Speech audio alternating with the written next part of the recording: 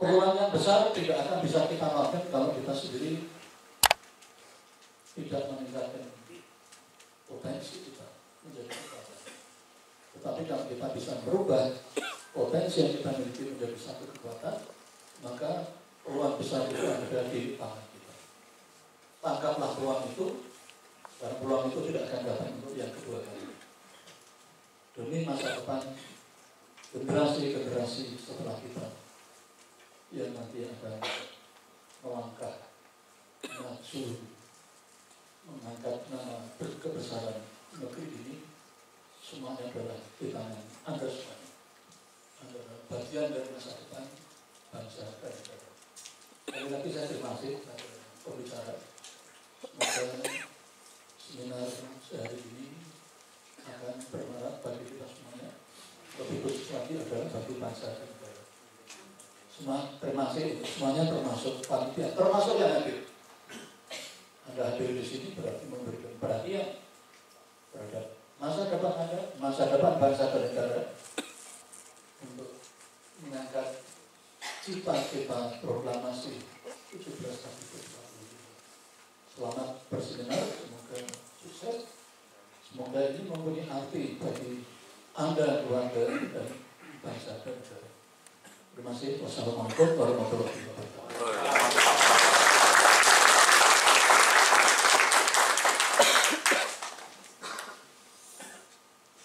Terima kasih kepada Pak Hendarji Supanji, dan Pak Hendarji, sebagai informasi, Bu Dita bersama dengan timnya ada 25 orang. Boleh lambaikan tangannya?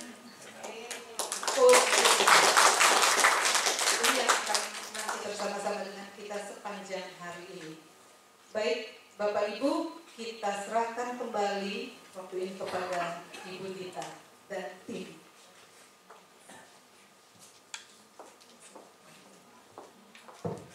Oke, ketemu lagi sama saya, Bapak Ibu.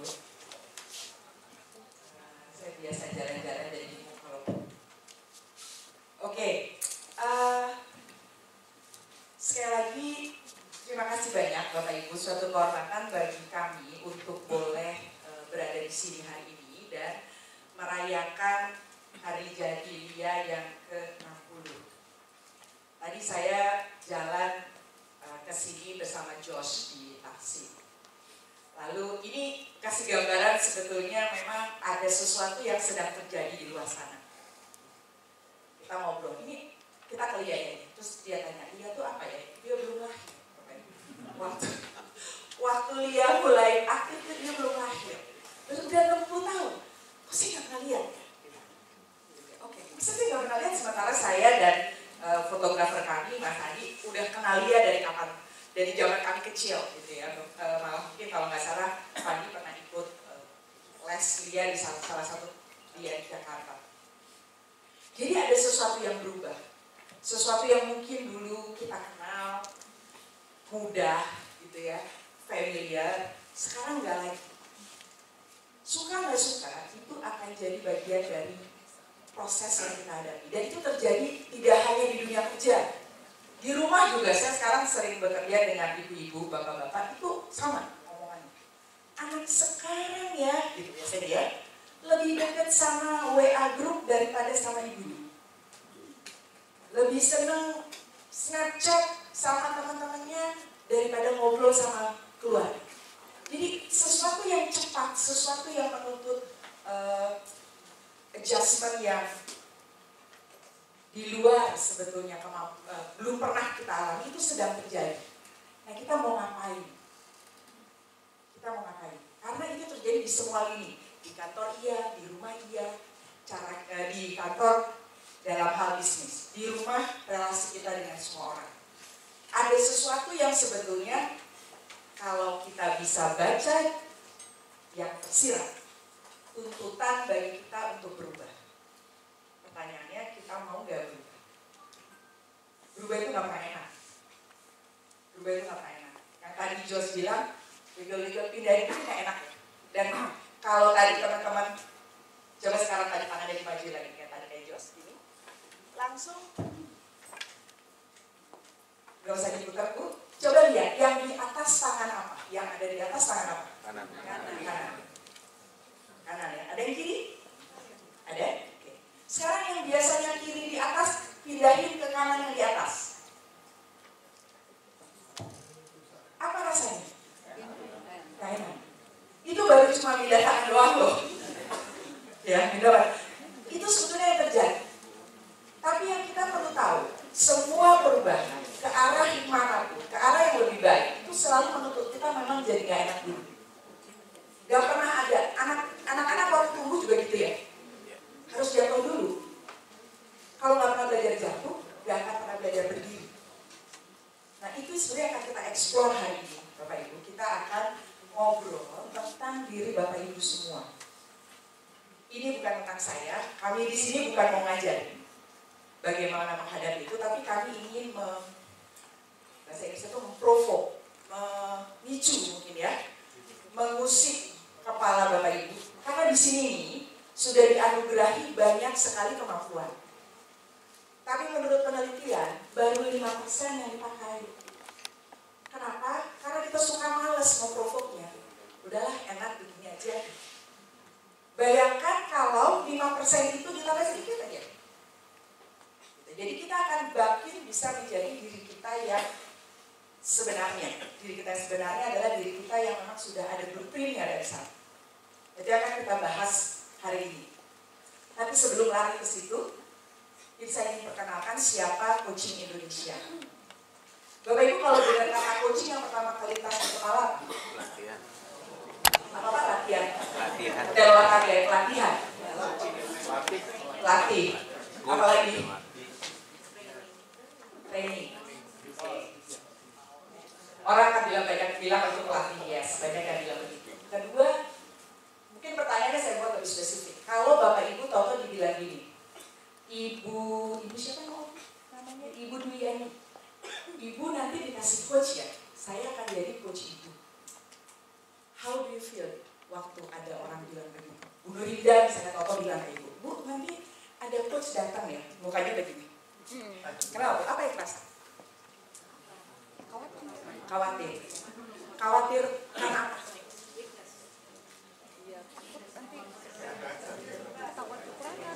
Takut kekurangan. Ada rasa khawatir kalau didatengin coach. Hari ini Anda didatengin 25 coach. You should be afraid. Be very afraid ya. Ada 25 coach di sini. Tapi enggak. Ibu mungkin ngerasa gitu. Ada yang ngerasa yang lain. Kalau suatu hari salah satu orang bilang, atau atasan Anda bilang, atau dari kantor pusat bilang, akan ada coach ya besok 10 orang ke cabang Bapak Ibu masing-masing. Satu orang nanti akan di coach. Ada yang punya perasaan lain selain, ada apa ya? Bener Bu, sama Bu. Bener. Ya, jadian itu ya. Saya senang banget Bu kalau itu senang. Karena perasaan senang di coach itu belum lazim di Indonesia. Di Indonesia yang namanya coaching itu adalah soal masalah. Biasanya yang ada di kepala orang-orang. Nah ini kita akan ngomong soal persepsi.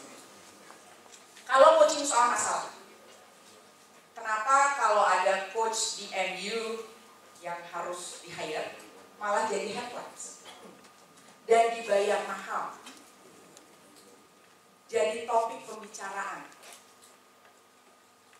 Coaching yang akan kita bicarakan hari ini, Bapak Ibu, bukan soal masalah. Bapak Ibu ada di sini bukan karena bermasalah semua. Bukan. Tapi justru karena ada suatu goal yang ingin dicapai. Coaching bicara soal pencapaian goal. Ini kan Bapak Ibu banyak yang berkecimpung di bahasa Inggris, guru-guru bahasa Inggris. Coach itu artinya selain pelatih. Apa yang suka disebut sebagai coach biasanya? Selain orang, kereta, bis, ya. Kalau kita naik pesawat, naik kelas ekonomi itu ada yang bilang coach class. Jadi sebetulnya relasinya dulu sekali kereta kuda itu namanya coach. Jadi coach itu sebetulnya berhubungan dengan alat transportasi. Alat transportasi itu gunanya buat apa?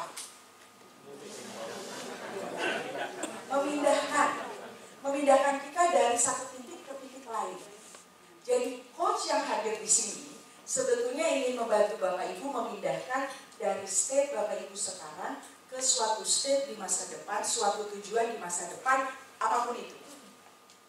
Itu yang dilakukan para coach, itu yang dilakukan oleh Coaching Indonesia.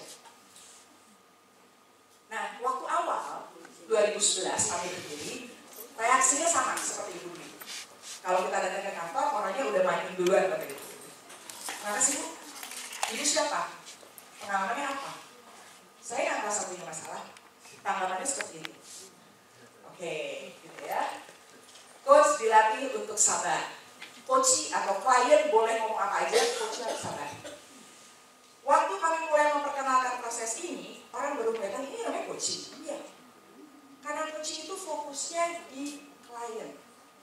Jadi hari ini fokus kami adalah Bapak Ibu. So be ready untuk masuk ke dalam, mengenal diri. Karena prosesnya ternyata enak. Buktinya apa? Tahun 2013, orang banyak mulai datang ke kami tidak minta di coach, tapi minta diajarin. Ajarin saya dong, supaya bisa coaching. Loh kok mau? Katanya tuh bikin ngerasa gimana gitu ya, ngerasa bermasalah. Enggak. Coaching yang ini bikin ngerasa saya bisa mencapai sesuatu di masa depan. Jadi itu yang akan kita ajak Bapak Ibu alami hari ini. Kita akan punya perjalanan cukup panjang sampai nanti siang jam 3 dengan ditemani 25 orang coach yang sudah bersertifikasi di sebelah sana. Jadi ini kami berdiri dari 2011 dan kami belajar coaching dari namanya International Coach Federation. Bapak Ibu nanti boleh browsing, itu adalah asosiasi coach terbesar dan tertua di dunia, basisnya di Amerika. Dan pemegang akreditasi internasional pertama yang tertinggi, jadi akreditasi tertinggi pertama di Indonesia, itu adanya di Coaching Indonesia. Itu pendiri Coaching Indonesia, namanya Bapak Al Falangan Sudatama. Dia adalah pemegang Master Certified Coach.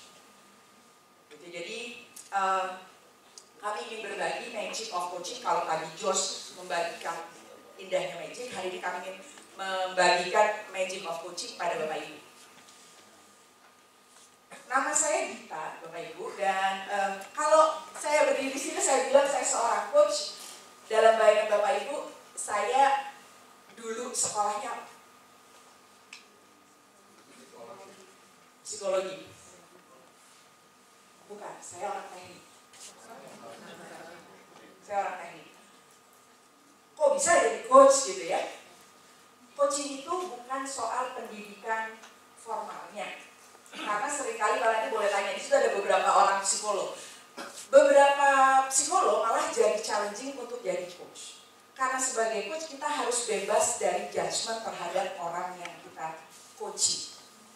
Sementara seorang psikolog itu sebetulnya dilatih untuk menjadi konselor. Dilatih untuk membantu kliennya memecahkan masalah. Karena biasanya seorang klien cari psikolog kalau punya masalah. Di situ bedanya. Seseorang nyari coach kalau punya tujuan. Belum tentu punya masalah, punya tujuan. Saya 10 tahun lagi mau pensiun, Mbak.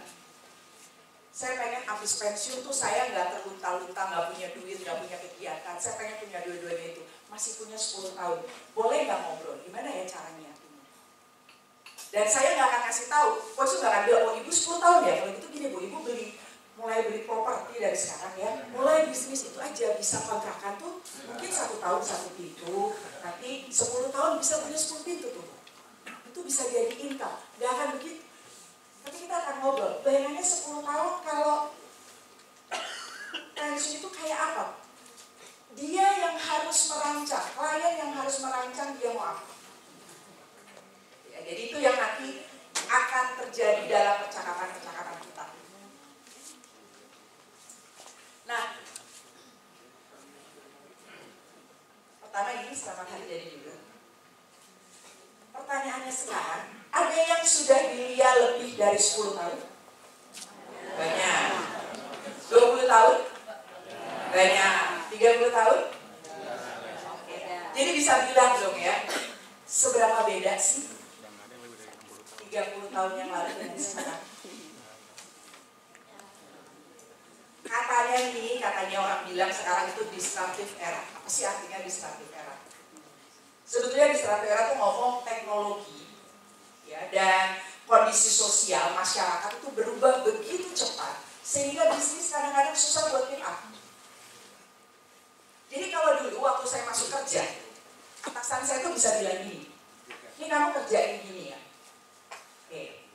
Lalu kalau ada masalah dia akan bilang gini, coba kita lihat dulu nih 2 tahun yang lalu kita pernah ngalamin yang kayak gini. Coba kamu lihat apa yang terjadi 2 tahun yang lalu, coba di-adjust. Mungkin kita bisa belajar dari situ.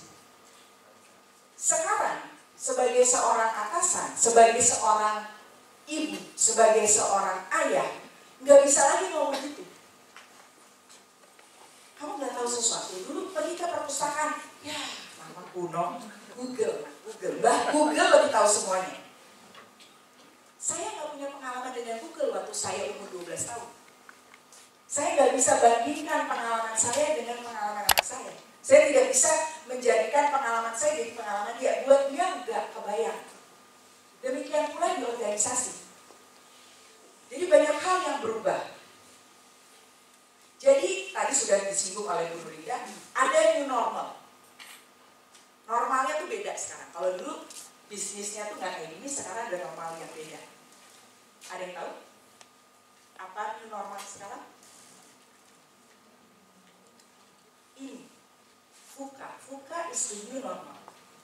Banyak hal di luar sana yang selalu volatile tuh berubah-ubah cepat ya. Nggak jelas ini apa sih? Kompleks itu artinya banyak sekali variabelnya. Dan satu lagi ambiguity. Mungkin contoh paling klasik adalah contoh waktu Bluebird harus berhadapan dengan Gojek pertama kali. Menurut Bapak Ibu, Gojek itu barang apa? Perusahaan apa Gojek itu? Transportasi. Dia nggak punya pool. Kalau ditanya nih, kalau Bluebird dia ditanya, aset kamu apa? Taksi. Oke, mana taksinya? Itu bisa didatengin. Masih ada nggak di Kelapa Gading poolnya Bluebird? Daerah sini ada ya, ruang mana gitu ya? Ada. Sekian ribu mobil. Coba ke kantor Gojek. Kantornya kecil. Kantornya gede sibuk sekarang. Tapi kalau ditanya, aset kamu apa? Apa yang dia tunjukin? Motor? Enggak, aplikasi benar ini. Kalau pemilihan ini, iya ini, mau lihat harus gede, boleh? Mungkin dibuka data roomnya dan dilihat mesin-mesin. Jadi dia perusahaan apa? Teknologi aplikasi tapi yang diimplementasikan di transport. Malah merambah ke logistik sekarang ya, ngantar-ngantar barang gitu. Nah, itu yang namanya disruptif. Teknologinya jalan cepat. Orang yang pakai udah happy, gampang nih sekarang. Ngirim-ngirim udah enak banget, nggak bisa masak nggak masalah, tinggal tunjuk gitu ya. Waktu mati lampu jadi panik, nggak bisa pesan makanan gitu, nggak bisa makan makanan gitu ya. Tapi negara yang bikin aturan bingung, nggak ada aturannya. Itu yang tadi dibilang bisnisnya nggak bisa keep up. Jadi harus ada sesuatu yang beda karena normalnya jadi lain. Kalau dulu normal itu kita bisa pelan deh, kita jalan ya, sambil jalan ya, aturannya sambil bikin. Sekarang nggak bisa. Orang bisnisnya udah duluan, atau kegiatannya udah duluan, aturannya belum ada. Ini mesti gimana manajernya? Sama, di bisnis juga gitu, tuntutan orang udah lain, bisnisnya belum sampai ke situ, terus mau apa? Mungkin Bapak Ibu familiar dengan cerita Nokia, ya? Dulu kayaknya waktu saya pertama punya HP, pegang Nokia itu udah paling hebat ya. Tahu-tahu bisa kolaps kayak gitu, bingung saya. Waktu iPhone pertama diluncurkan, coba bandingin waktu itu. Feature-nya iPhone yang pertama diluncurkan kalah jauh dibandingkan feature-nya Ericsson atau feature-nya Nokia pada saat yang sama. Tapi orang bersedia ngantri. Ada apa? Ada cara yang berbeda dalam memasarkan produk. Dan sampai sekarang setiap kali Apple mengeluarkan sesuatu, orang ngantri ya. Berkemah sampai bawa sleeping bag. Jadi ada sesuatu yang berbeda. Nah, ini yang menuntut kita sebetulnya perlu mengembangkan sesuatu yang baru. Jadi yang tadi yang baru, yang berbeda adalah ini jadi VUCA. Saya sekarang mau ngajak Bapak Ibu jadi punya VUCA Prime.